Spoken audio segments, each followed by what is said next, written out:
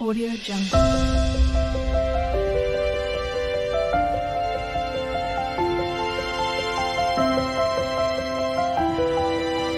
Audio Jungle. Hello friends, कैसे हैं आप सब लोग। आज हम लोग इस वीडियो में सूतिका व्यापद के अंतर्गत होने वाली एक मुख्य बीमारी जो है सूतिका ज्वर, मतलब जो फीवर होता है सूतिका में, उसके बारे में डिस्कस करेंगे। तो ये बहुत ही कॉमन बीमारी है और जो फीवर होता है वो बहुत इजीली हो भी जाता है सूतिकाओं में अगर प्रॉपर ख्याल ना रखा जाए। आज हम इसी के बारे में विस्तार से चर्चा करेंगे। तो इस वीडियो में हम लोग देखेंगे सूतिका की क्या परिभाषा होती है, क्या परिचय होता है, ठीक है। सूतिका ज्वर के क्या निदान होते हैं, किन कारणों से ज्वर उत्पन्न होता है, किस प्रकार उत्पन्न होता है ज्वर, क्या संप्राप्ति है उसकी, उसके बारे में देखेंगे। क्या लक्षण होते हैं, दोषानुसार क्या लक्षण होते हैं उसके बारे में जानेंगे। सूतिका ज्वर के कितने भेदों का वर्णन आचार्यों ने किया है इसके बारे में विस्तार से देखेंगे। साध्यता असाध्यता किस प्रकार निर्धारित की जाती है उसको देखेंगे। चिकित्सा सिद्धांत एवं संपूर्ण चिकित्सा का विस्तार से डिस्कशन करेंगे। वीडियो को आगे देखने से पहले अगर आपने अभी तक हमारे चैनल को सब्सक्राइब नहीं किया है तो सब्सक्राइब कर लीजिए, जिससे आपको आने वाले वीडियोस का नोटिफिकेशन मिलता रहेगा। आप हमें फेसबुक और इंस्टाग्राम पे भी फॉलो कर सकते हैं, जिसका लिंक डिस्क्रिप्शन में दिया हुआ है। तो चलिए स्टार्ट करते हैं। तो सूतिका ज्वर के अगर परिचय के बारे में देखा जाए तो एक बहुत ही छोटा सा श्लोक आचार्य ने काश्यप संहिता खिलिस्तान के 11वें अध्याय में बताया है। उन्होंने ज्वर का वर्णन भी खिलिस्तान के 11वें अध्याय में किया है और आचार्य काश्यप ने अन्य आचार्यों की अपेक्षा विस्तार से इसको डिस्कस किया है। इसी वजह से इस चैप्टर में हम लोग आचार्य काश्यप जी का ही रेफरेंस लेके चलेंगे और जो अन्य आचार्यों के मत है उसको मैं आपको वर्बली बता दूंगा। तो उन्होंने छोटा सा श्लोक दिया है कि सर्वेषाम एव रोगाणाम ज्वर कष्टतमो मतः, मतलब कि सभी व्याधियों में ज्वर सबसे अधिक कष्टदायक होता है। ठीक है, जितनी भी व्याधियाँ होती हैं सभी व्याधियों में ज्वर जो होता है वो सबसे अधिक कष्टदायक होता है। इसी वजह से ज्वर की चिकित्सा सर्वप्रथम करनी चाहिए। ठीक है, अब इसके बाद अगर देखा जाए ज्वर के निदान के बारे में तो आचार्य चरक एवं सुश्रुत ने ज्वर के निदान के अंतर्गत असामान्य प्रसूता एवं सामान्य प्रसूता स्त्री के द्वारा अहित आहार विहार, ठीक है, एक पॉइंट है, अहित आहार विहार के सेवन से ज्वर की उत्पत्ति बताई है। तो आचार्य चरक एवं सुश्रुत दोनों ने अहित आहार विहार के सेवन से बताया है। ठीक है, और आचार्य चरक ने द्वंद्वज एवं सन्निपातक ज्वर में के निदान के अंतर्गत लिखा है कि स्त्रियों में अगर सामान्य रूप से प्रसव नहीं हुआ है उसके कारण भी दोष के प्रकोप होते हैं और जिससे ये ज्वर उत्पन्न होता है। आचार्य सुश्रुत जी की बात की जाए तो उन्होंने आगंतुक ज्वर के निदान के अंतर्गत लिखा है कि असामान्य रूप से प्रसूता या सामान्य रूप से प्रजाता स्त्री को अहित सेवन से ज्वर हो जाता है। तो अगर देखा जाए तो दोनों ही आचार्यों ने अहित आहार विहार का सेवन बताया है।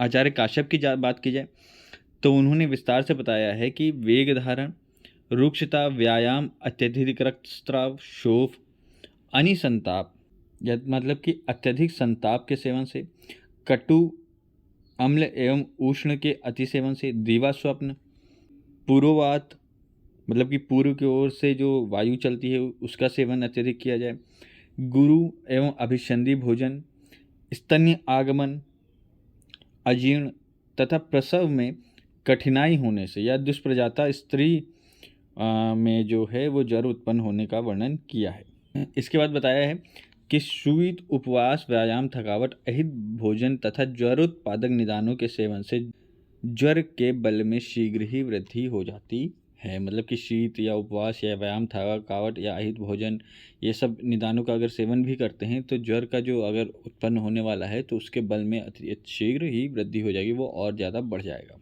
अगर सन्निपातक ज्वर के उत्पन्न होने का कारण देखा जाए तो जो ये सब निदान है सामान्य निदान है, ठीक है, इनके साथ साथ विरोधी वस्तुओं का संयोग होने जैसे स्नेह एवं स्नान, पान तथा आसन आदि में शीतांबु का प्रयोग किए जाने से कठिनता से चिकित्सा करने योग्य घोर सन्निपातक ज्वर उत्पन्न हो जाता है।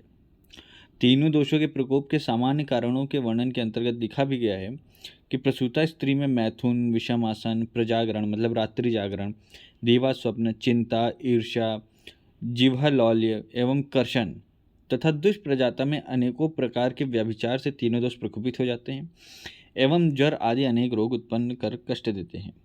सभी दोषों के प्रकोप से उत्पन्न होने के कारण ये जो सन्निपातक ज्वर है ये दुष्चिकित्स मानी जाती है। अगर प्रसूता में ज्वर उत्पादक दोषों के प्रकोप देखे जाएं या उनका कारण देखा जाए तो स्त्री के लगातार तीव्र आवियों के संवहन करने के श्रम के कारण शरीर में शिथिलता आ जाने, वायु आदि दोषों के संक्षुब्ध हो जाने, इंद्रिय मार्ग मतलब इंद्रियों के कार्य करने के क्लांत हो जाने एवं शरीर की धातुओं के सार शून्य मतलब रक्तस्राव के कारण शून्य हो जाने के कारण भी या एक भी दोष प्रकोपित हो जाने के कारण भी अत्यधिक कष्ट होता है। इसी पे उपमा भी दी गई है कि जिस प्रकार चारों ओर से मल से आच्छादित जीर्ण वस्त्र ज्ञानी के द्वारा उसके आश्रय को देखते हुए बहुत ही कठिनता से शुद्ध या स्वच्छ होता है, उसी प्रकार प्रसूता स्त्री का शरीर अत्यंत कष्ट प्राप्त किए हुए परिश्रुत मतलब रक्त निकल जाने के कारण तथा दोषों के अत्यधिक बल तथा दिग्धता मतलब कि शरीर में चिपके होने के कारण कठिनता से शुद्ध किया जा सकता है। इस पर एक और बताई गई है कि जिस प्रकार पुराना मकान चारों ओर से बंधन शिथिल हो जाने के कारण वर्षा, वायु, कंप आदि को सहने में असमर्थ हो जाता है, उसी प्रकार प्रसूता स्त्री का शरीर प्रसव में श्रम तथा स्त्राव के कारण वात, पित्त एवं कफुत व्याधियों को सहन कर सकने में असमर्थ हो जाता है। मतलब कुल ये बताया गया है कि जब लेबर स्टार्ट होता है और डिलीवरी होती है, इस प्रोसेस के दौरान जो महिला है वो हर प्रकार से शून्य हो जाती है, थक जाती है। ठीक है, सो जो वो महिला है वो डिफरेंट टाइप्स ऑफ व्याधियों के लिए प्रून हो जाती है, उसकी बॉडी प्रून हो जाती है, जिसके कारण से उसे विभिन्न व्याधियाँ उत्पन्न हो सकती हैं। अगर ज्वर के बल को बढ़ाने के कारण के अंतर्गत देखा जाए तो ये लिखा हुआ है कि शीत, उपवास, व्यायाम, थकावट, अहित भोजन तथा ज्वरोत्पाद निदानों के सेवन से ज्वर के बल में शीघ्र ही वृद्धि हो जाती है। ठीक है, सो ये हो गया इसके निदान और जो भी कारण हैं सन्निपातोक ज्वर के प्रकोप को बढ़ाने के कारण है इसके बारे में डिस्कस कर लिया। फिर इसके बाद देखते हैं भेद। तो आचार्य काश्यप जी ने 11वें अध्याय में सूतिका ज्वर के भेदों का वर्णन किया है। उन्होंने बताया निज और आगंतुक से दो प्रकार के ज्वर को दो विभागों में बांटा गया है, जिसमें निज के अंतर्गत वातज, पित्तज, कफज और सन्निपातज ज्वर आते हैं और आगंतुक के अंतर्गत स्तन्योत और ग्रहोत्कर आते हैं। इस प्रकार उन्होंने 6 प्रकार के ज्वर का वर्णन किया है। फिर इसके बाद देखें लक्षण। तो लक्षण के अंतर्गत अगर देखा जाए तो वात ज्वर के लक्षण के अंतर्गत विषम ऊष्मा मतलब कि इरेगुलर टेम्परेचर, ठीक है, मतलब कि शरीर के किस स्थान में अधिक और किसी स्थान में कम उष्णता, या क्षण में अधिक या क्षण में कम ताप हो जाता है। अंगमर्द मतलब कि बॉडी एक, रोमहर्ष मतलब यॉनिंग मतलब कि हॉरिपिलेशन, जृंभा यॉनिंग भी हो सकती है, मुख में कषाय स्वाद या विरसता, शीत पदार्थों से द्वेष, उष्ण पदार्थों की इच्छा, दंतहर्ष मतलब कि मॉर्बिड सेंसिटिवनेस ऑफ टीथ, प्रलाप डेलीरियम, शुष्क उद्गार मतलब कि ड्राई इरेक्शन मतलब वोमिटिंग आने वाली होती है ऐसा प्रतीत होता है। ठीक है, निद्रानाश या प्रजागरण कहा जाए, इंसोम्निया कह सकते हैं उसको, आदमान फ्लैचुलेंस एंड अंगों में संकोच मतलब कि स्पैज्म इन बॉडी पार्ट, ये सब जो लक्षण हैं ये वातज ज्वर के लक्षण के अंतर्गत बताए गए हैं। फिर इसके बाद अगर पित्तज ज्वर की बात की जाए तो तृष्णा, दाह, प्रलाप, वमन, मुख में कटु स्वाद, मुख, नख, दंत, अक्षि, मल एवं मूत्र का पीला होना, कंठ का सूखना, सभी तरफ जलता हुआ प्रतीत होना मतलब बर्निंग सेंसेशन, भ्रम या शीत अभिलाषा, इस प्रकार के लक्षण उत्पन्न होते हैं। अगर कफज ज्वर के लक्षणों की बात की जाए तो उष्ण पदार्थों के सेवन की इच्छा, कास, सिरशूल, शरीर में गुरुता, मंद ऊष्मा, प्रतिशाय, मूत्र एवं पुरुष का श्वेत वर्ण का होना, निद्रा, तांद्रा, शीत से विद्वेष, स्थीवन, मुख में मधुर स्वाद का आना, गात्रसाद और अन्न विद्वेष, ठीक है, अन्न विद्वेष उत्पन्न होता है। अब इसी के बाद अगर सन्निपातज ज्वर की बात की जाए तो सन्निपातज ज्वर के अंतर्गत क्षण में शीत, क्षण में दाह या क्षण में ऊष्मा की अनुभूति होती है। ठीक है। कभी सम कभी विषम अग्नि होती है। वायु के कारण मल मूत्र एवं वायु के निकलने में कठिनाई और आंत्रों में पीड़ा होती है, मतलब पेन इन एब्डोमिनल एरिया। पित्त के कारण दाह, तृष्णा, प्रलाप एवं चित्त की विक्षिप्तता उत्पन्न होती है। कफ के कारण गुरुत्व, कंठ संरोध, शीत प्रतीत होता। स्तन्योत्थ ज्वर के लक्षणों की अगर बात की जाए या स्तन्योत्पत्ति जन्य ज्वर के लक्षणों की बात की जाए तो महर्षि सुश्रुत ने सामान्य ज्वर के वर्णन के अंतर्गत लिखा है कि स्त्रियों को स्तन्य के अवतरण के समय दोषों के विकार के कारण ज्वर उत्पन्न हो जाता है। तो तीसरे या चौथे दिन स्त्रियों के स्तन्य की प्रवृत्ति होती है और स्तन्यवा स्रोतसों का जो प्रभाव पड़ता है उन पे, ठीक है, स्रोतसों का अवरोध होता है वहाँ पे। उसके कारण से स्तनों में स्तंभन होता है, पिपासा, हृदय द्रव, कुक्षी रोग होता है, अंगमर्द होता है, शिरशूल होता है। ठीक है। और ये स्तन के निकल जाने पर ज्वर जो होता है वो क्रमशः शांत हो जाता है। जैसे स्तन में दुग्ध आने लगता है वैसे ही यह ज्वर भी शांत हो जाता है। फिर इसके बाद देखते हैं ग्रहोत्तर ज्वर के लक्षण में। तो ग्रहोत्तर ज्वर के लक्षण में ग्रहों को देखने, भय, वात, आघात अथवा कंपन से जो प्रसूता स्त्री को ज्वर हो जाता है उसे ग्रहोत्तर लक्षण कहते हैं। और उसके लक्षण में देखा जाए तो उद्वेपन, मतलब कि ट्रेमर्स ऑफ होल बॉडी, ठीक है, चिल्लाना या दीर्घ श्वास लेना, ठीक है, नेत्र विभ्रम, थकावट, हाथों एवं नेत्रों में कंपन होता है, मुख एवं नेत्रों का हरिद्र वर्ण मतलब पीला हो जाना, क्षण में अंगों में श्यामता एवं क्षण में सामान्य वर्ण का हो जाना, केश नोचा या फिर अन्य वातजन्य विकार के लक्षण देखने को मिलते हैं। सो ये हो गए ग्रहोत्तर ज्वर के लक्षण। फिर इसके बाद देखते हैं अब अगर साध्यता असाध्यता की बात की जाए तो सन्निपातिक ज्वर यदि सर्व लक्षण युक्त हो, ठीक है, अगर सन्निपातिक ज्वर में सारे लक्षण, सारे दोषों के लक्षण समझ में आ रहे हैं, दिख रहे हैं, और अगर रोगी बलहीन हो एवं नष्ट अग्नि वाली सूतिका हो, मतलब कि उसकी अग्नि एकदम विषम हो गई हो या असामान्य रूप हो गए हो, अथवा क्षीण धातु बल ओज हो, ठीक है, तो फिर ऐसी सूतिका में जो ज्वर होता है वह असाध्य हो जाता है। अल्प लक्षण युक्त सन्निपातक ज्वर में क्या होता है, जो रोगी होता है उसमें जो ज्वर होता है वो कष्ट साध्य होता है। अगर अल्प लक्षण है तो और सन्निपातक है तो कष्ट साध्य होगा, और सर्व लक्षण युक्त है तो वह असाध्य के अंतर्गत आ जाएगा। अब इसके बाद अगर चिकित्सा सिद्धांत की बात की जाए तो चिकित्सा सिद्धांत की बात की जाए तो काश्यप संहिता खिलिस्थान के 11वें अध्याय में के 51, 52 और 75 श्लोक में वर्णन है। ठीक है। तो इसमें बताया गया है कि जो बुद्धिमान वैद्य है वो साधारण कारणों से बढ़े हुए दोषों को वृद्धि के अनुसार उपशमन करे तथा धातुओं का प्रसादन करे, मतलब कि वृद्ध दोषों का उपशमन तथा धातुओं का प्रसादन करना चाहिए। ठीक है।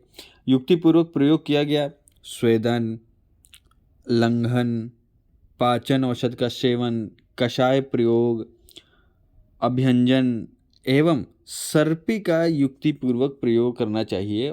अगर अन्य आचार्यों की बात की जाए तो उन्होंने वातादि दोषों के बल के क्षीण होने के कारण शोधन में होने वाली कठिनाइयों का भी वर्णन किया है। तो अब इसके बाद देखते हैं कि अगर श्लेष्मादि की स्त्री है, ठीक है, तो इसमें लंघन के पश्चात मंडादि का प्रयोग कर सकते हैं। रुक्ष शरीर वाली स्त्री में शमन औषध का प्रयोग के पश्चात पेयादि का प्रयोग कर सकते हैं। संसर्ग दोषों का पाचन हो, संसर्ग दोष हैं तो उनका पाचन हो जाने एवं ज्वर के मृदु हो जाने पर 5 या 7 दिन बाद कषाय का प्रयोग करें। 5 दिन बाद फिर 5 दिन बाद पाचनीय एवं 7 दिन बाद अनुलोमिक कषाय का प्रयोग करना चाहिए। ठीक है। तो ज्वर के मृदु हो जाने पर 5वें दिन पाचनीय और 7वें दिन अनुलोमिक कषाय का प्रयोग कर सकते हैं। प्रसूता स्त्री को वमन, नस्य, बस्ती एवं विरेचन का प्रयोग नहीं करना चाहिए। यहाँ पे वमन, नस्य, बस्ती और विरेचन का प्रयोग निषेध बताया है, क्योंकि दोष अल्प मात्रा में शरीर में स्थित रहते हैं और इसी वजह से शमन चिकित्सा का यहाँ पे मुख्य उल्लेख किया गया है। अगर कफत ज्वर में हृदय उत्क्लेश, वक्षस्थल में कफ स्थित होने तथा वमन हेतु शरीर की क्षमता होने पर मृदु वमन का प्रयोग कर सकते हैं। यहाँ पे मृदु वमन का उल्लेख किया गया है। और अरुचि, कंठरोध, कफ के शिरोगत होने अथवा कमल धारण में असमर्थ होने पर नस्य का प्रयोग कर सकते हैं। तो अगर पंचकर्म की यहाँ पे बात की जाए कि क्या क्या पंचकर्म कराया जा सकता है, तो सबसे पहली बात तो सूतिका में वमन आदि कर्म शोधन कर्म है, इनका निषेध बताया गया है। ठीक है। और इसमें वमन के निषेध का कारण ये बताया गया है कि स्त्री के गर्भाशय में च्युत होने से, मतलब कि प्रसव काल एवं प्रसव पूर्वांत रक्त के गर्भाशय मार्ग से च्युत या स्त्रवित हो जाने से उसका अनुगमन करते हुए दोषों भी जो होते हैं वो च्युत हो जाते हैं, मतलब शरीर से अलग हो जाते हैं। अतः वमन, नस्य, बस्ती और विरेचन नहीं देना चाहिए, क्योंकि दोष जो होते हैं वो अल्प मात्रा में ही शरीर में रहते हैं और उनके बलाबल को देखकर युक्तिपूर्वक शोधन कर्म करना चाहिए। ठीक है। ज्वर से पीड़ित एवं दोषों के अत्यधिक च्युत हो जाने पर तीक्ष्ण औषधियों से युक्त तीक्ष्ण वमन और विरेचन नहीं देना चाहिए। ऊष्मा, मतलब ज्वर की ऊष्मा से शरीर का संतप्त हो जाने से धातुओं का परिपाक हो जाता है और पुनः तीक्ष्ण औषधियाँ, मतलब कि ये जो वमन विरेचन कर्म में जो औषधियाँ प्रयुक्त होती हैं, इनसे जो हैं वो धातुएं जो है वो असमान स्थिति में आ जाती हैं। तो ये हो गया वमन का निषेध। अच्छा, किस स्थिति में वमन कर सकते हैं, तो उसके लिए भी यहाँ पे बताया गया है कि कफत ज्वर में हृदय के उत्क्लेश होने पर, वक्षस्थल, मतलब कफ के वक्षस्थल में स्थित होने तथा शरीर के वमन के सहन करने में समर्थ है, तो ऐसी स्थिति में मृदु वमन दे सकते हैं।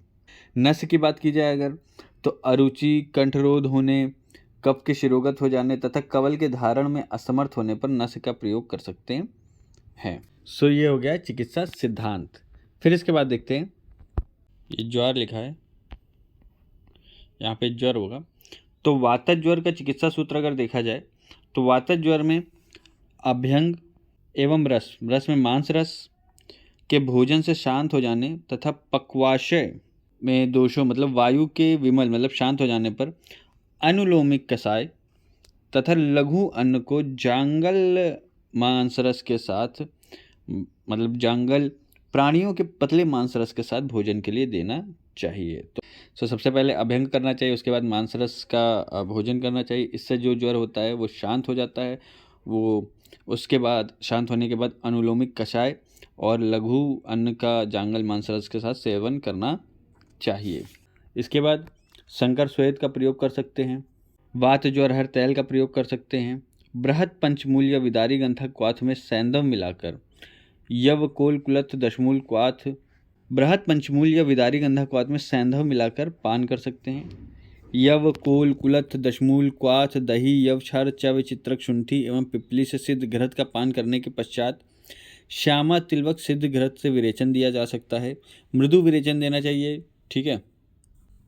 और क्या कंडीशन है इसके बारे में डिस्कस कर ही चुके हैं कि अगर वमन को जैसे सहन करने में शरीर समर्थ है, इसी तरह विरेचन को सहन करने में अगर शरीर असमर्थ है तो ही दे सकते हैं। पंचमुष्टिक यूज, कांजी, लवण तथा जांगल मांसरस के भोजन का प्रयोग करना चाहिए। सो ये हो गई वातज ज्वर की चिकित्सा। फिर इसके बाद देखते हैं, सो अगर स्वेदन की बात की जाए तो शंकर स्वेद का वर्णन कर ही दिया गया है। और इसी में देखा जाए तो क्रव्याद मांस, मतलब मांस भक्षी पशु पक्षी का मांस, धान्य, माश, तिल, यव, दशमूल, अपामार्ग, भाटी, एरंड, आटरूषक, अश्वगंधा, स्वदंस्त्र एवं वंश पत्र को एकत्र कर करीश, मतलब गोबर के चूर्ण और अम्ल कांजी में मिलाकर दिया गया शंकर स्वेद वात ज्वर की प्रारंभिक अवस्था में लाभदायक होता है। अब इसकी बात की जाए तो बाह्य प्रयोग की बात की जाए वात ज्वर में, तो उष्ण तेल से भली भांति अभ्यंग करके सुर दारू का धूपन तथा सर्वगंध द्रव्यों को कांजी में पीसकर सुकोष्ण लेप करना चाहिए। शिवनाक, वासा, वंश, तरकारी, एरंड, अपामार, कश्मीरी तथा भंग को उष्ण कांजी में डालकर अवगाहन कर सकते हैं और उसके पश्चात सुखपूर्वक अवगाहन की हुई स्त्री को आसंदी, मतलब गद्दी, अजिन, कंबल आदि से भली भांति आश्वस्त करके, मतलब कि सुखपूर्वक जो बिछी हुई गद्दी है उसके ऊपर कंबल से ढककर और बिठाकर कुष्ठ एवं गुगुलू में घृत मिलाकर धूपन, तत्पश्चात उष्ण अन्नपान का प्रयोग करना चाहिए। अगर तेल की बात करें तो तेल में हम लोग देख सकते हैं वात ज्वर हर तेल का प्रयोग, उसी से नस्य, बस्ती, अभ्यंग और पान इन सभी प्रकार से प्रयोग कर सकते हैं। अगर अभ्यंतर की बात की जाए तो बृहद पंचमूल या फिर विदारी गंधा के क्वाथ में सेंधव मिलाकर पान कर सकते हैं। ठीक है, ये बता ही दिया गया है। रासना, सरल, देवया, यष्टि मधु, बृहति, सरल, दारू, भारगी, वरुणक, एरंडमूल, रासना तथा वृश्चिकाली का क्वाथ बनाकर कवोष्ण पान करना चाहिए और यह वात ज्वर नाशक है। और बाद में बिल्व मूल से सिद्ध जल का पान करना चाहिए। विरेचन के बारे में हम लोग देख ही चुके हैं। तो इसमें दिया हुआ है यव, कोल, कुलत और दोनों पंचमूल। ठीक है, तो यव, कोल, कुलत दोनों पंचमूल मतलब दशमूल।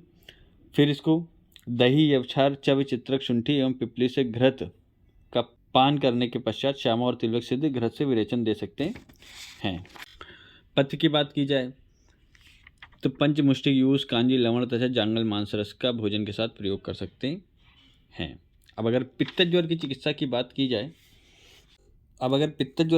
जाए तो उष्णता पित्त विरोधी है, मतलब उष्ण द्रव्य का प्रयोग पित्त विरोधी होता है अतः उष्ण वायु सेवन पित्त ज्वर में वर्जित बताया गया है।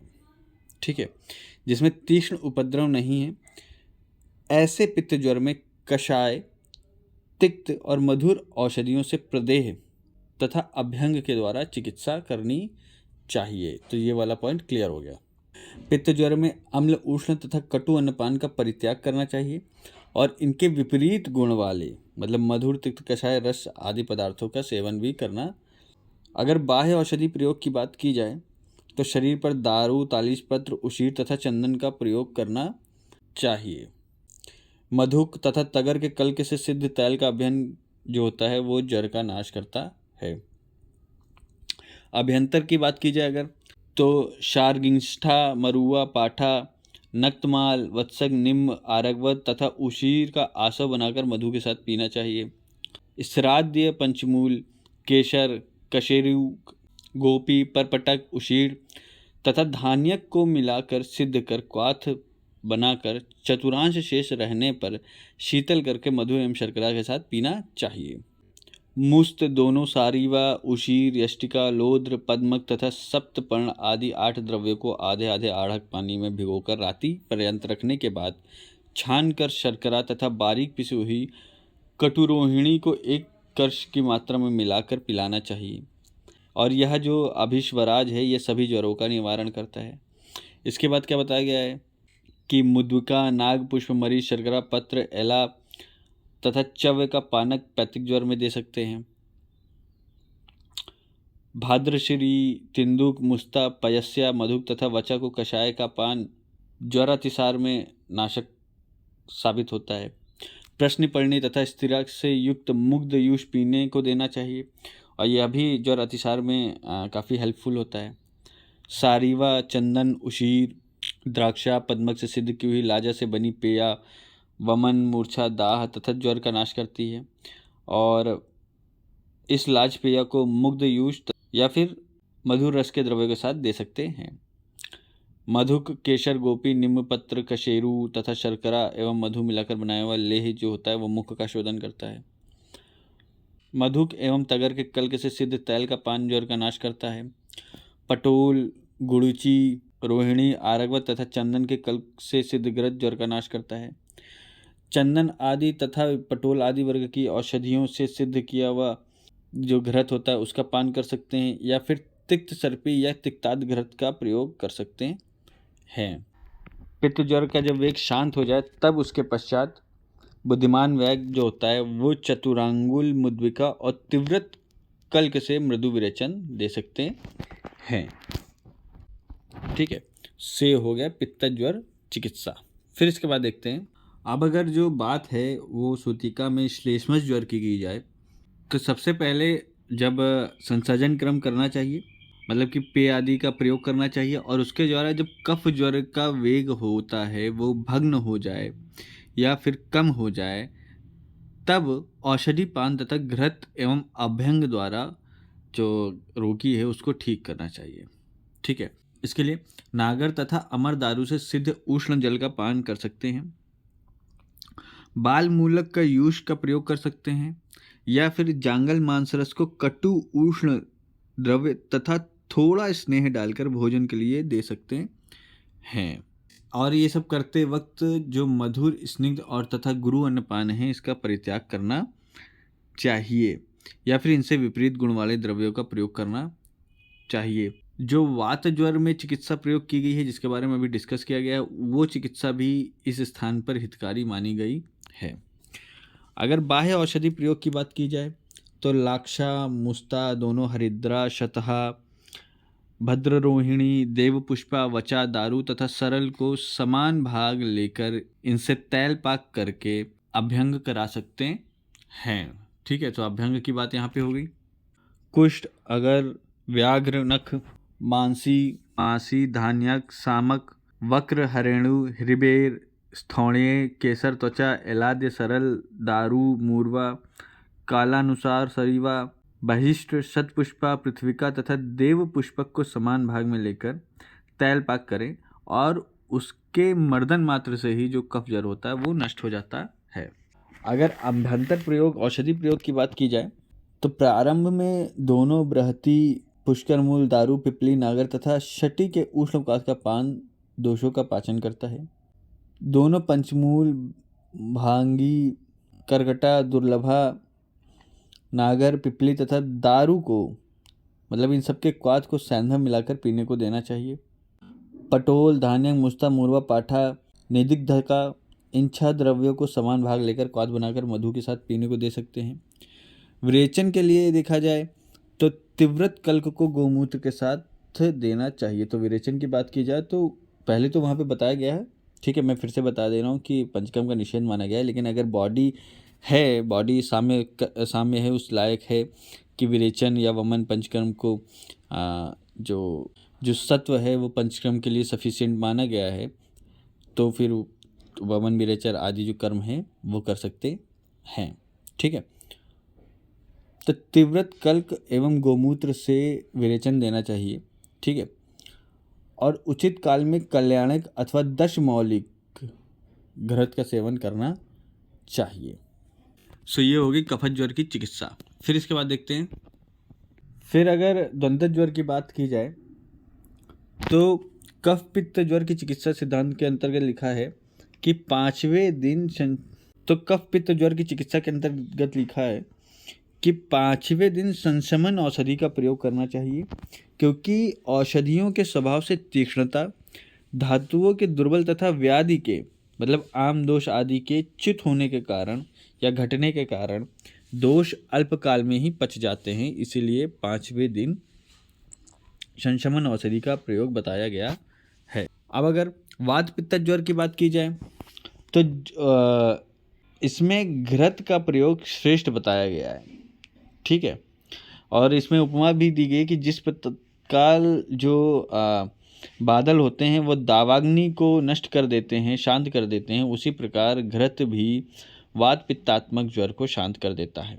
अग्नि के विमल शुद्ध होने तथा व्याधि के मृदु होने पर घृत ही मुख्य औषधि है, और दुष्प्रजाता की व्याधियां अधिकांशतः घृत के प्रयोग से ही शांत हो जाती हैं।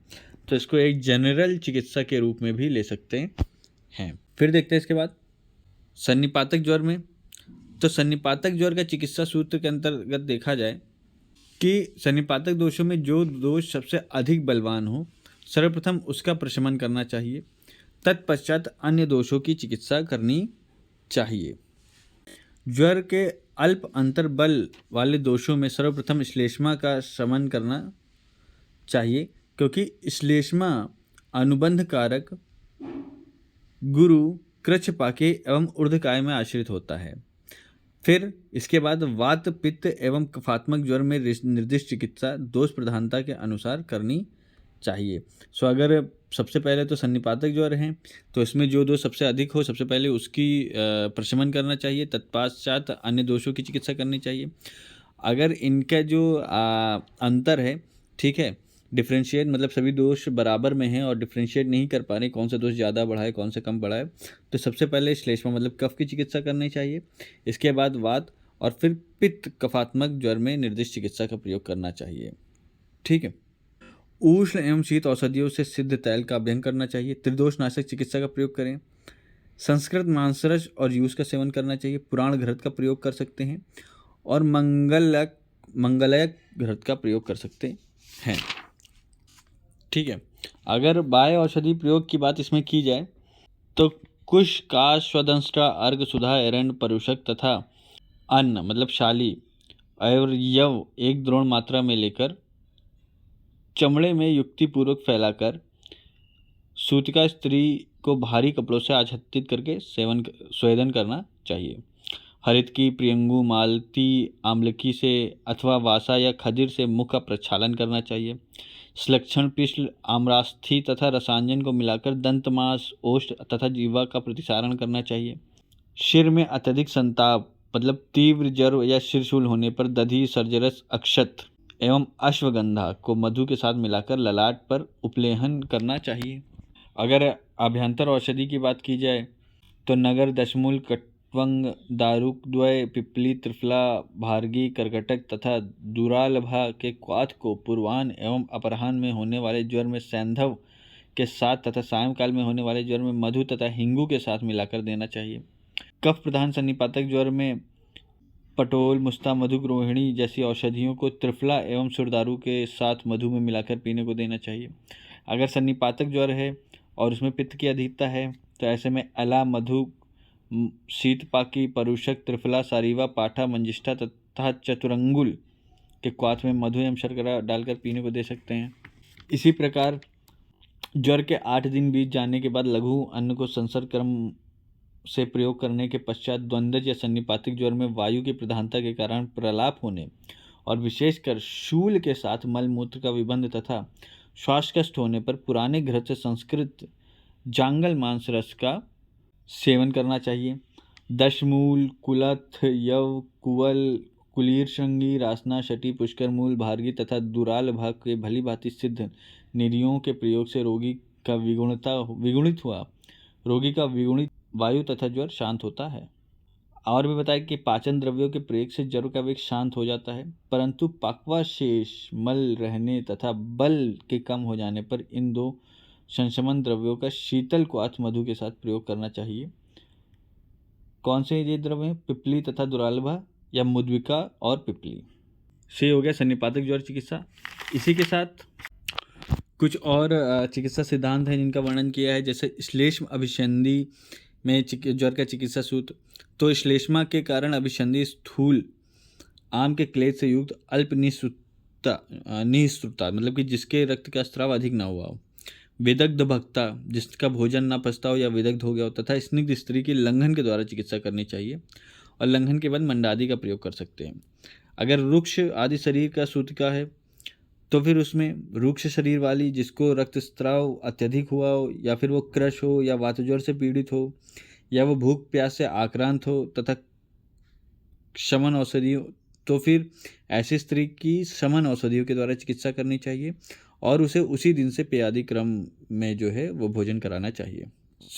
ये हो गया चिकित्सा। अब इसके बाद अगर स्तन्योथ ज्वर की बात की जाए तो उसमें स्तन की संशुद्धि करानी चाहिए और लक्षण के अनुसार प्रकोपित दोषों का ज्ञान कर उसकी संशमन चिकित्सा कर सकते हैं। ग्रह ज्वर की चिकित्सा की बात की जाए तो ग्रहग्न विधि का प्रयोग करना चाहिए और वातज्वर नाशक चिकित्सा का प्रयोग कर सकते हैं। दोस्तों इसी के साथ इसकी चिकित्सा भी खत्म होती है और ये वीडियो लेक्चर भी यहीं पे ख़त्म होता है। अगर आपको वीडियो समझ में आया हो, पसंद आया हो तो वीडियो को लाइक करें, चैनल को सब्सक्राइब करें। किसी प्रकार का कोई कन्फ्यूज़न है तो आप कमेंट बॉक्स में कमेंट करके पूछ सकते हैं एंड आप हमें फेसबुक और इंस्टाग्राम पे भी फॉलो कर सकते हैं। वीडियो को ज़्यादा से ज़्यादा लोगों में शेयर करें and thank you so much for watching.